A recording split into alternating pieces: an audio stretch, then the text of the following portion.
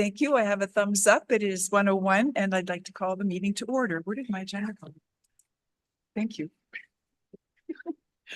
Okay, so I'm calling the meeting to order and I would like to acknowledge that the land we stand upon today is the traditional territory of the Attawandaron, Anishinaabe, Haudenosaunee, and the Lenape peoples who have long-standing relationships to the land, water, and region of southwestern Ontario. The First Nation communities of this area include the Chippewa of the Thames First Nation, Oneida Nation of the Thames First Nation, and Munsee Delaware Nation. We acknowledge the treaties that are specific to this area. Treaty 2, the McKee Purchase, Treaty 3, Between the Lakes Purchase, Treaty 6, London Township Purchase, Treaty 21, Longwoods Purchase, and the Treaty 29, Huron Tract Purchase. We value the significant contributions, both in the past and the present, of local and regional First Nations of Turtle Island. We acknowledge the historic and ongoing injustices that Indigenous peoples endure in Canada, and we affirm our commitment to honoring Indigenous voices, nations, and cultures, and to moving forward in the spirit of reconciliation and respect. Moving on to disclosures of pecuniary items, does anyone have a conflict to declare?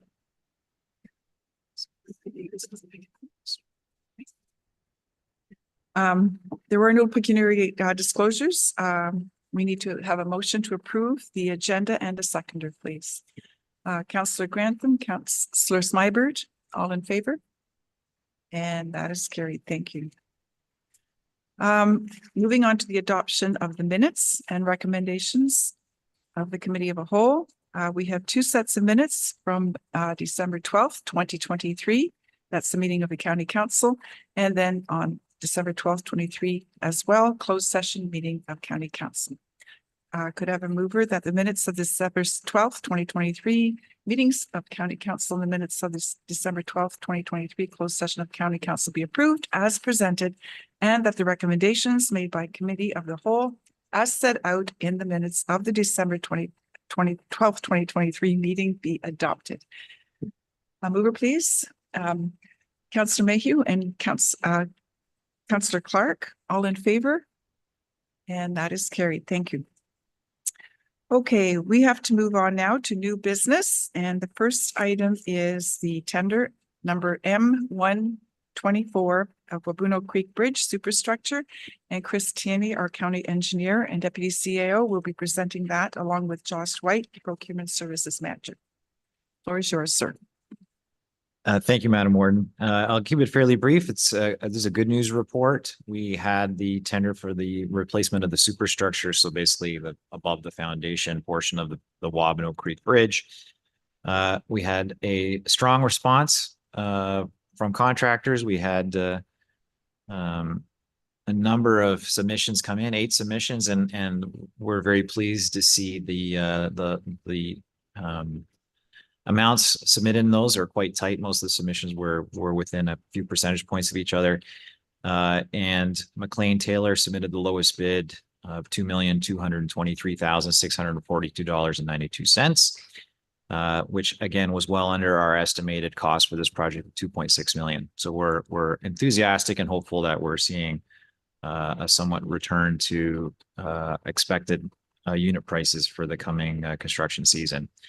McLean Taylor has worked for the county previously, and we are more than happy to recommend that their bid be accepted. I'd be happy to answer any questions. And thank you for that. I'll look to council members. Are there questions? Councillor Robb. Thank you. Through the warden. Chris, I see there may not start till July on this project. Does that leave enough time to get it done by fall? There we go.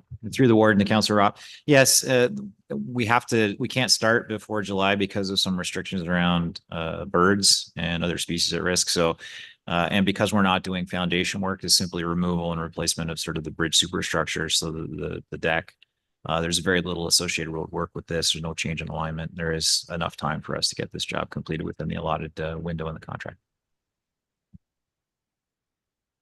Is there anyone else? Councillor Burkhart-Jessen. Thank you. Through the warden. Chris, This question is coming from, I think, a lot of the discussion that the budget committee's been having recently. And I'm just wondering, how are we paying for this? Through the warden to Councilor Burgard Jessen, pending what the decisions are by the county council on the recommendations of the budget committee. This one would come out of our typical stream for renewal of infrastructure. So this is not a growth related project, simply a bridge that has come to the end of its life cycle with regards to the functionality of the bridge.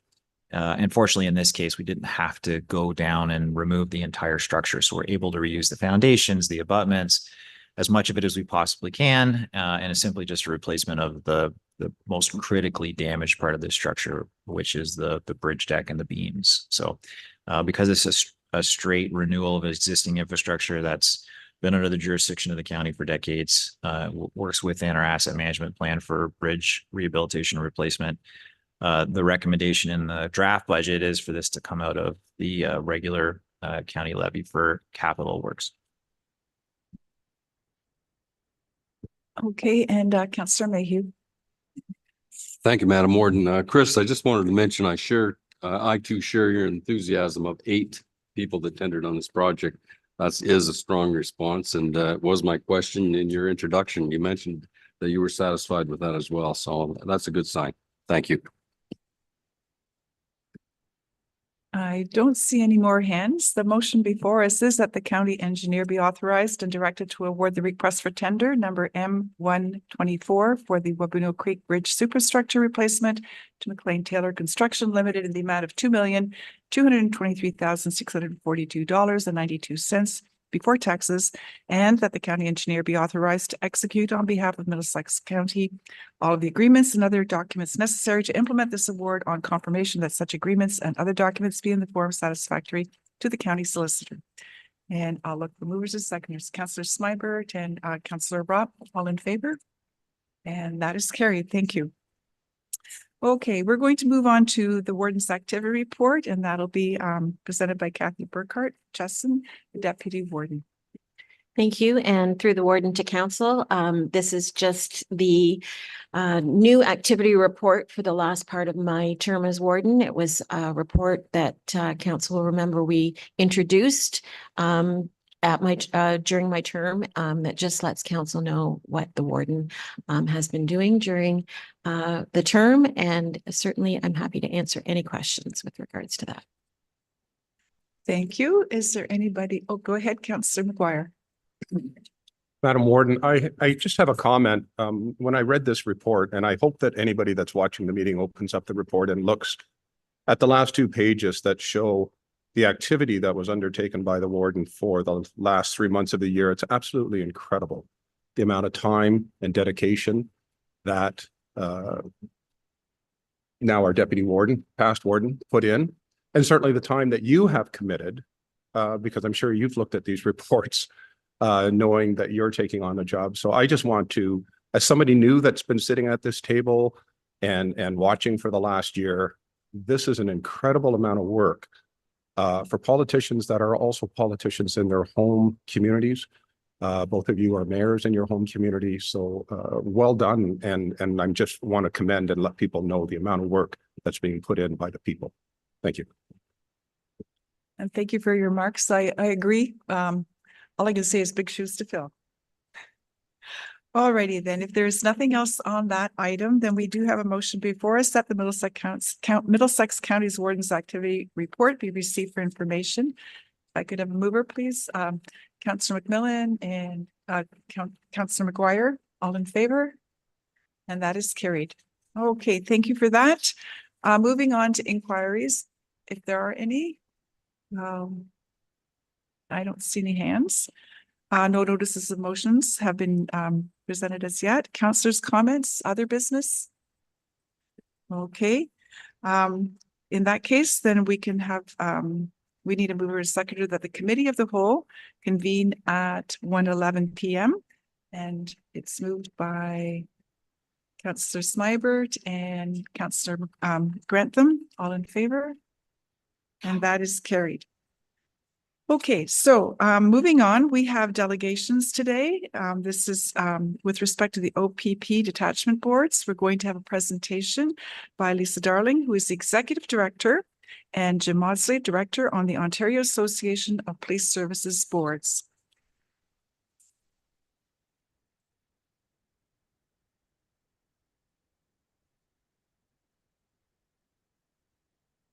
So welcome, and we look forward to your presentation. I'm going to turn mine off. When you're ready, go ahead.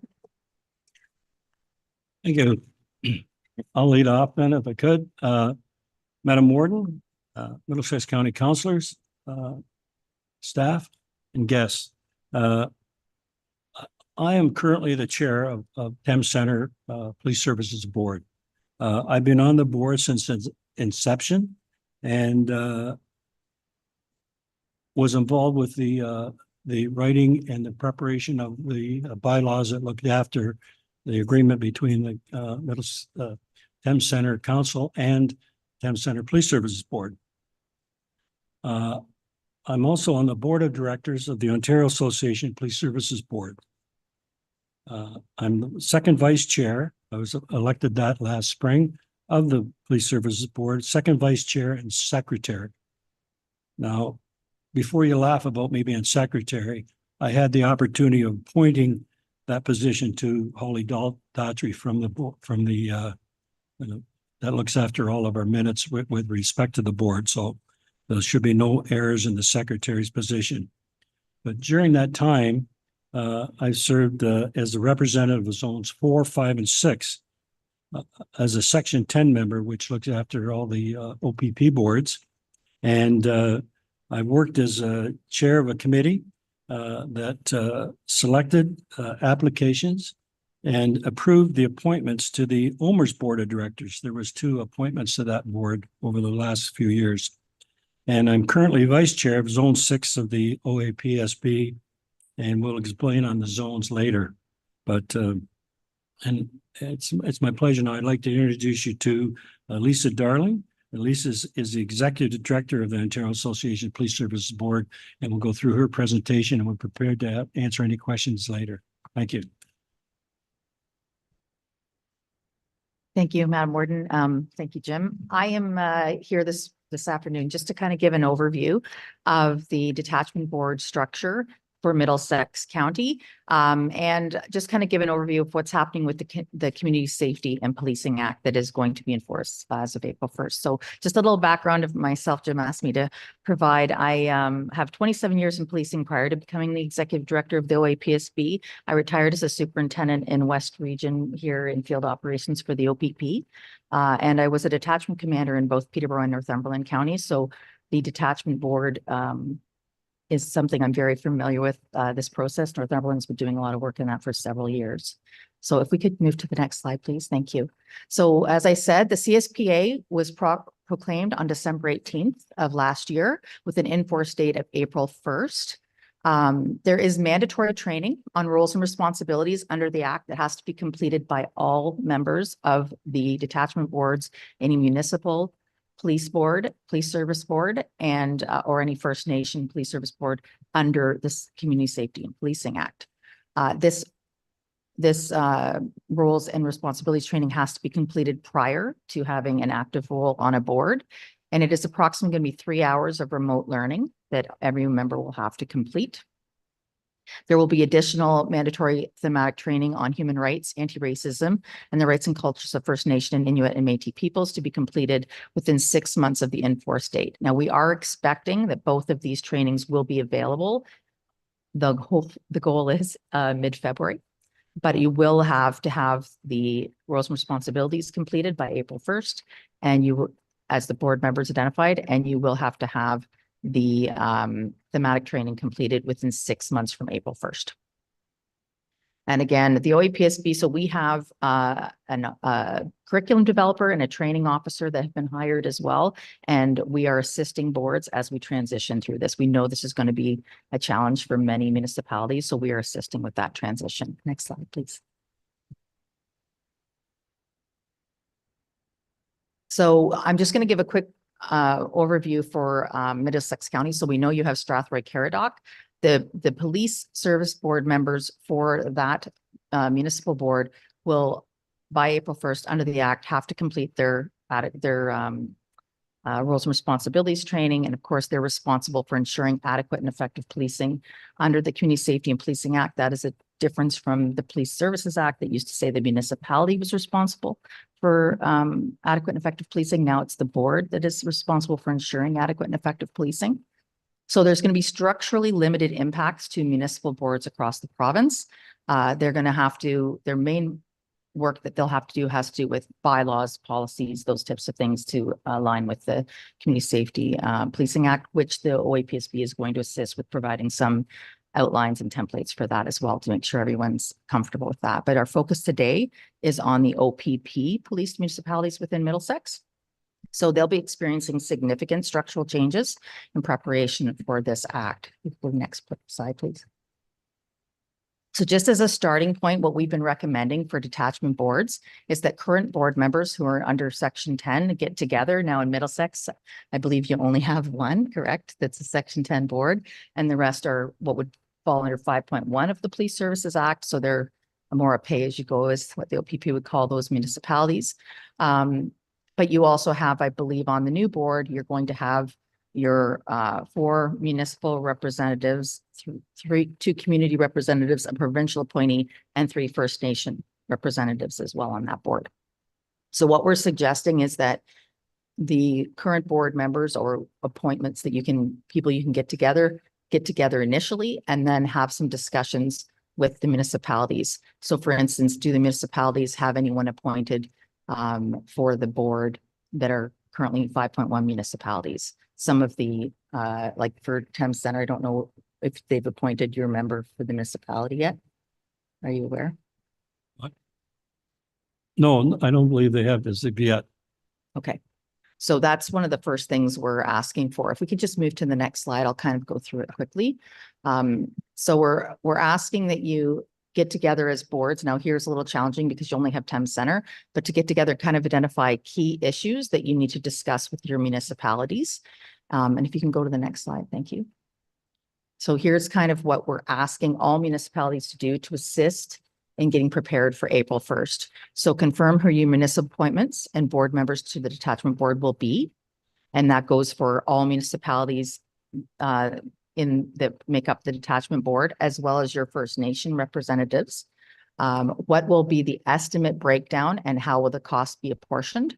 So we have an example on the next slide, but one of the key things the municipalities have to get together to discuss is when it comes to your estimate or your budget for that board, who is going to be responsible for that? There's different ways to do that. So is there going to be one municipality who's going to take the administrative responsibility for paying all the bills and doing everything in relation to that board, and the other municipalities are going to pay into that? That's an option, or probably a strong recommendation that would be something that you could do. Other boards that have existed in the province for a long time that are considered group contracts or county contracts, they have that one center for everything, and then the municipalities pay into that.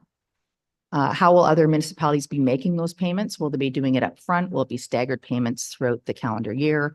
What will be the process for expense payments? What we are suggesting is if the municipality that is responsible for administering all the administration financial pieces for that board, that you would follow likely their finance policies, because it makes sense, as all of these pieces will be part of their audit as part of that municipality. And all of appointees will need to be added to that municipalities paying the expenses, or a process set up for that, as well as how will the administrator for that board be paid? They're not covered under the CSPA. Will the administrator be submitting invoices? Will there be cost sharing for that position? What will that look like? I can advise that my understanding at this point is the remuneration for detachment boards is just going to, I believe, be that everyone must receive remuneration. I do not believe there's a set amount for OPP detachment boards. There will be for municipal boards, but I believe it's up to all the municipalities to decide what is reasonable. because you only have one board here, you don't have as much of a reference to go by. So we are, as the OEPSB, we've collected information and we're going to be putting out as, best practice. Here's what different boards of different sizes are doing for remuneration for the membership, just to provide as a guideline. Next slide, please. So this is just an example of a breakdown of what you could do for policing. So it depends on, again, totally up to the municipalities involved to decide how they want to divvy up the costs for the board. But what some are doing is they're basing it on their costs for policing. So everyone knows what their bill is for the OPP, whether you're 5.1 or a contract location. The same billing process has been in place for the OPP since 2015. So there is no difference in how you're billed. So you can take those costs and total them up and then divide them by what percentage you are of the overall and apply that same percentage to the board. That's one of the options that we're suggesting. Or some places are just deciding, no, we're going to equally pay for that board. It's up to the municipalities to decide. But if that is a concern, just because you may have some large and some small municipalities involved in the process, then that's an option for you as well. Okay. Next slide, please. So another key point that municipalities will have to be engaged with is regarding insurance. So you'll need to work with your respective insurance companies to understand the coverage for the detachment board, as noting that your administrator and provincial appointees and also members from other municipalities will be part of that board. And depending on who is managing the insurance for the board, you'll have to make sure that your insurance companies are aware of that. And what will be the format for the estimates to be sent to the municipality? Again, if it is one municipality that is administering it, thank you. It's best to use their policies on how you're going to put forward that estimate. And for assets, what will the board assets be from one municipality and a shared cost, or will the board, bring money in and get their own assets and deal with it that way? Where will the board's documents be housed and stored? Is there going to be a physical location within a certain building that you have all of that and stored virtually? And what assets are needed? And make a list of all of those as well for your members. Next slide, please. So what municipality will be providing the IT support services? And regarding the website, what municipality will be hosting the board's website? So there are much stronger responsibilities under the Act for posting information in a timely manner that all boards have to maintain. So how will that be posted? Where will that be posted? And another piece is you have to have information for all your board members. So you will need to create maybe email addresses for all your board members, keep them separate and private from their own personal content. So those are things to be thinking as well. And public contact information. What information are you going to want to have on your website for your members of your board? And next slide, please. And that's pretty much it for what you need to do before April 1st. There's a lot to do after April 1st, but the hope is that if we could get a subcommittee together based on a number of municipal representatives, and maybe from there, determine what your skill set is on your board and your diversity aspect on that board, because all municipalities are required to have a diversity plan moving forward. So if you have a good understanding of what your board is made up of, then it might also assist you in selecting your community reps as well from that. And we are looking at, as a best practice, doing a bit of an environmental scan of your area to see what your main issues are, and do you have that skill set or knowledge base on your board? And should you maybe be looking for people in that area to fill some of those spots? That's it. Thank you. Okay, thank you for that presentation, Lisa. I'll look to council now. Are there questions, comments? I'll start with Councillor Burkhart-Jessen. Thank you, and through the warden, thank you very much for that presentation, Lisa and past Warden Watsley. It's great to have this update.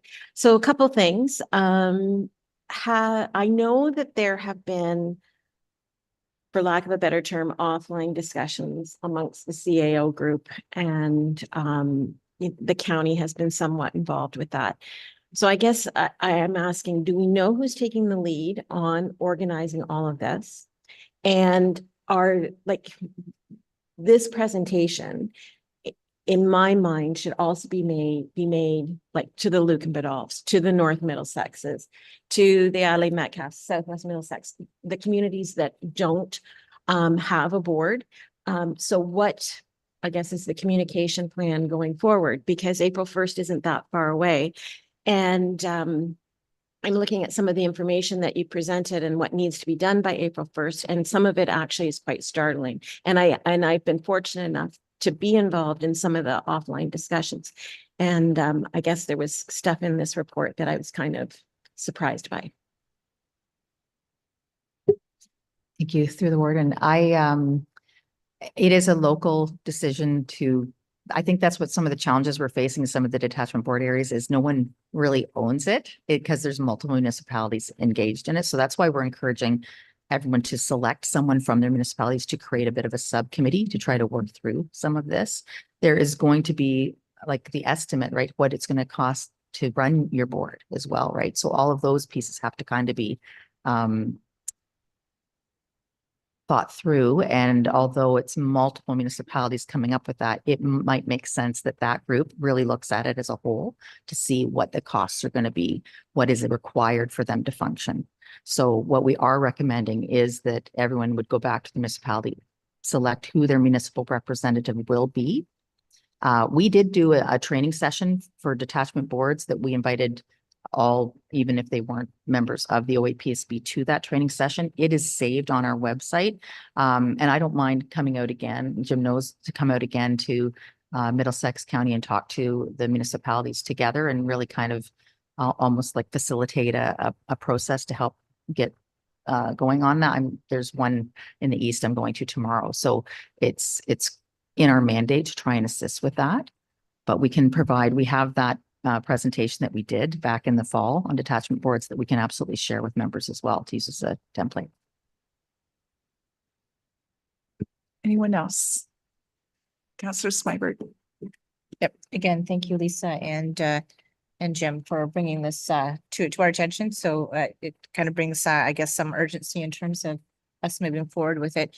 And just going on what Kathy was indicating, because there's an IT component to this and because the county does look after IT, I'm just wondering from a county perspective, does it make sense that the county be the administrator? Has there been some discussions on that? I just wanted to get some feedback. And then I guess what comes first, appointing the administrator or knowing who the administrator is, or having the subcommittee together to talk about next steps? I don't know. Do you want to do you know about this deputy former warden Maudsley, or are you involved in any of that, or should? No. I'll take Okay. a shot at it. Yeah.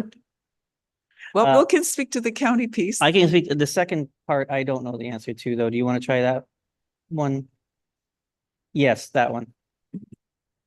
I think ideally you should probably, it's almost like they should happen at the same time. Sorry, through you, Warden. I think that you need to have your group together and ideally have a discussion with that group to say who you think should be the administrator, and then approach them to see if they're willing to do it as well, right? And then from there, because then they will form some of your policies because you're going to want to align with whoever's managing it. Because it's part of their audit and their processes. So I think you're right. It's important to get that very early, but I think the group together has to happen almost at the same time. Okay, maybe I can take a crack at the first one. The first part of the question. Okay. Do you remember the first part of the question? Michelle asked about, Well, the order. Okay. Yep. Go ahead and elaborate on that.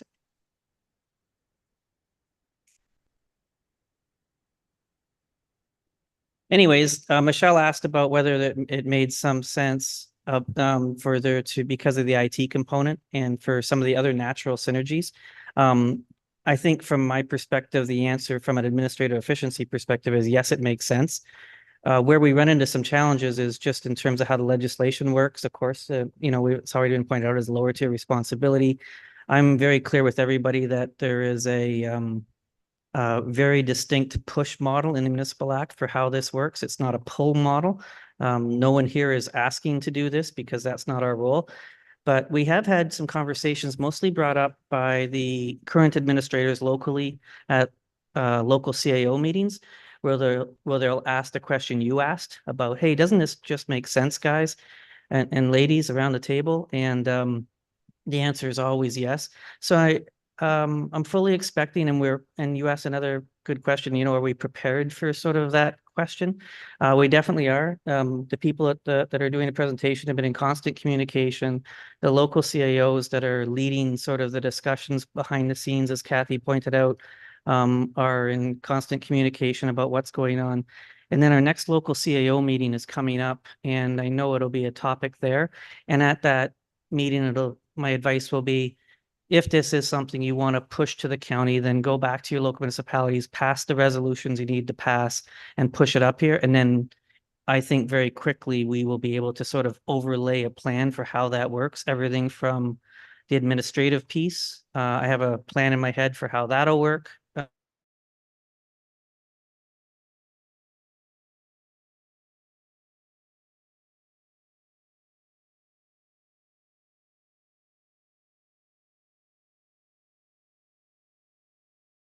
Wise, we have a plan that if we get those resolutions, it will happen very quickly, and it has to, because Jim has been in my ear about this since I had hair. Like, it's been a long time. Jim's been bugging me about this, and I told him just last week, I think it was, April 1st coming up fast, and he said, "That's why I've been telling you about this for 2 years, Bill," and he's not wrong. So it's not like we don't have an excuse. We have an excuse to not be ready. We'll be ready if we get asked. There's nothing to add or clarify? Okay. Councillor Clark. Thank you, through the warden. I don't, personally, I've not been part of any offline discussions, so I'm wondering if you can speak, you've spoken to the composition of the board, but the geographical composition? I don't see anything up here in your presentation to speak to that. Yeah.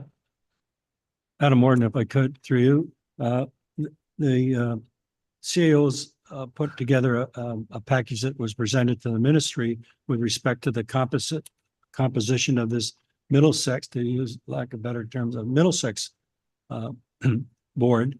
And it was 4 members of council's appointments, and it was divided amongst different municipalities.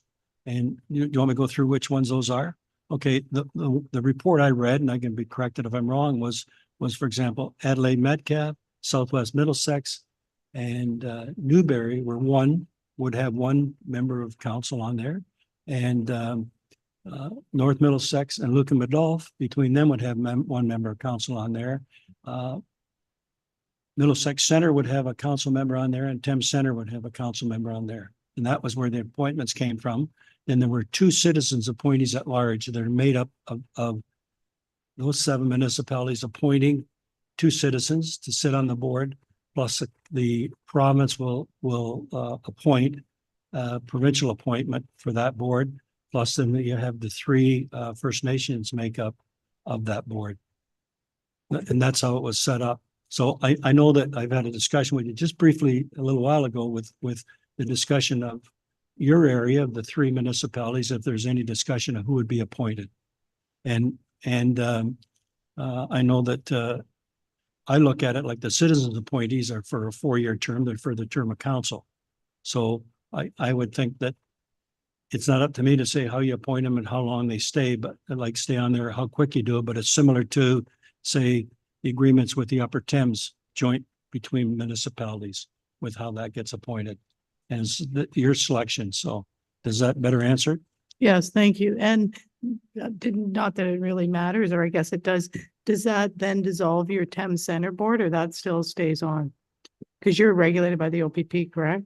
Yes, I understand that Thames Center board stays on until this board is enacted. Okay, and then it's Okay, just yeah, one. Okay, yeah. thank you. But some of us can serve on 2 boards. Pardon me? Okay. And Councillor Mayhew. Thank you, Madam Warden. Lisa, Jim, how burdensome are the meetings on that? What do you project? Like, how many meetings a month would you envision? Yeah, No, it's not a meetings a month. It's usually about 4 meetings a year for the board. Ours is 4, sometimes it's 5. It depends on what comes up. Mhm. But we usually and correct me if I'm wrong, Michelle, because you've been at every one I've been at, but usually we're running 3 to 4 meetings a year in Thames Center, where the detachment commander comes out and we review his report and we set the goals and the requirements that we want out of the OPP. Yeah, that's good. Thank you. Councillor Rob. Thank you, through the warden. I think all the questions I had have been asked, but I just wanted to make comment that it would be nice if IT could send this through to the lower tiers, this presentation, for it to go to the lower tier councils. If we could have that happen. Right. But I think my questions have been asked. Thank The you. clerk has nodded and smiled. Okay, is there anyone else?